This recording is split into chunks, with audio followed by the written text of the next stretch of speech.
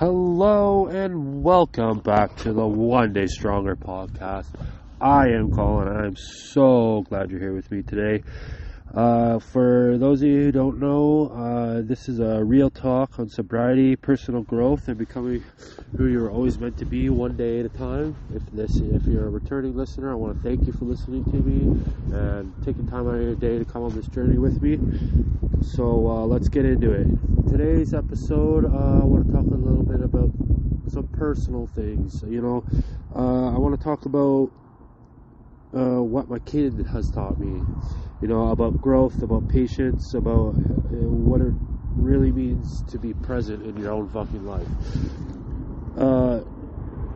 Because honestly, sobriety teaches you a lot, but parenting, it'll fucking show you who you really are. It'll show you what you need to really work on. It'll show you where your weaknesses are and how you react to actual situations that are stressful. My kid's been one of the greatest teachers, and it's not because she gave me a fucking emotional speech or pep talk or fucking had it all figured out. It's because she lives in the fucking moment. She's raw, unfiltered, and fucking real. When our kids are happy, it's full-blown joy. When they're mad or angry or upset, it's a fucking full-blown storm. You guys fucking probably know about that. And when they love you, it's fierce and without conditions. Like they love you and they love you with all their heart. So that kind of honesty, watching it and paying attention to it, it kind of fucking cracks you open a little bit. It kind of shows you where you still have work to do. And if you actually pay attention and listen and just take a look around and just be present, you're going to find a lot of things that you can work on or what you need to work on just by watching your kids and understanding them. Patience, that was lesson number one that she taught me. I used to snap fast. I used to have a fucking anger on me just because I was just so quick to anger. It's just how I always was. I got overwhelmed easy. You want to control everything. And when you're not in control and you can't control it, you get angry. But kids, they don't move on our timeline. They don't regulate like adults, and they don't have the tools yet like we do, or should have, or trying to work on. They don't care about your to-do list or what you're doing in that moment. So I had to slow down. I had to breathe. I had to learn to wait. I had to learn to let go. You have this long list of shit to do, and guess what? You might only get one or two things done because you gotta give attention, you gotta give love, you gotta give all that to them first because they deserve it first, right? Patience, isn't for them, isn't just for them, it's for you too, to learn. It teaches you how to respond to the situations instead of react, and how to hold space for the chaos without losing yourself in it. So you can focus in on it, put it to the side, be like, okay, this is what I'm feeling, this is the chaos, let's put that aside and all those emotions, let's kind of rethink and reimagine what we need to be doing here. So just being present.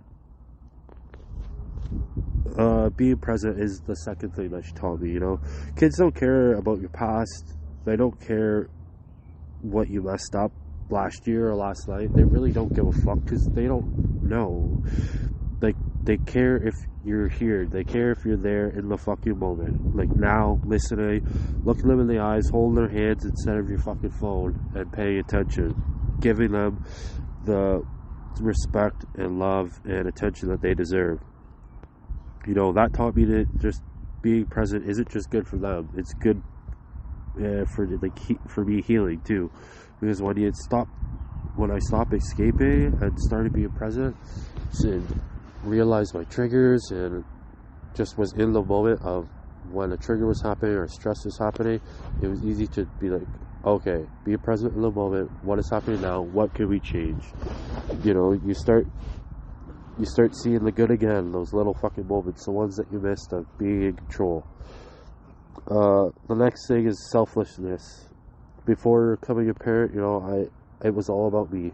Sometimes it might be a little about me still, but what I needed, what I wanted, and what I felt came fucking first. But as you know, if you're a parent or going to become a parent, it forces you to think beyond yourself, because now you have this little tiny human being that literally needs you to take care of it, or else it's gonna die. It's not gonna make it.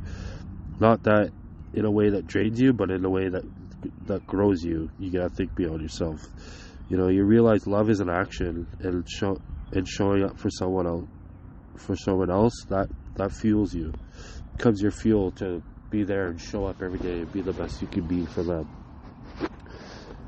And maybe, probably for me, this is why I said it's personal. For me, one of the biggest ones is how to deal with intense emotions. Because kids feel things fucking loud. When they're melted down, it kind of mirrors everything that you're running from. It kind of mirrors like how you felt inside, how you're feeling inside. But instead of shutting it down, like, I had to learn to meet her in it. I had to learn to be in it. I had to learn how to calm her down. I had to learn how to think about it and think past the emotions. Even though I was tired, I was getting upset, I had to be there to help her walk it through it. So you gotta hold on to their chaos without making it personal, because once you make it personal, then you start getting angry, and then it doesn't help anybody. They're not doing it on purpose. Like, they're just doing it because they don't know how to regulate or what's going on. But a lot of situations that you get angry at are situations that they are first experiencing for the very first fucking time in their whole life. So you got to put yourself in their shoes sometimes. And like, that taught me how to do the same as myself. I'm being sober for the first time, so I have to fucking make sure I'm paying attention to what is happening and learning from it. And to feel anger and sadness and guilt and not run, and to just sit in it and breathe through it and walk yourself back in time, and then just kind of move forward the way that you need to. That's growth. That's healing. So what has my kid taught me?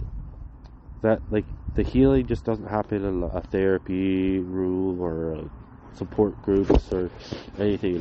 It happens in the bedtime stories. It happens in the tantrums. It happens in the 3-4 o'clock cartoons early morning when you haven't had any sleep, and they're up and ready to go, and you're just exhausted. In the late night talks, it happens when you let the people you love reflect the version of yourself that you're becoming. So you want to teach them to become the person that you want to become too, that you're working yourself towards. So that's how we grow, and that's how we're going to show our love, and that's how we become one day stronger. So if you get any value out of this, guys, if this one hits home for you, send it to another parent who's kind of walking through the growth and healing, because we're not alone in this. We're doing better to think, and there's always other people out there that can help us and that might be going through the same thing. So make sure you like, comment, and subscribe so we can kind of reach as many people as possible. And just always remember, overcome and evolve one day at a time. Thank you so much, guys. Have a good day.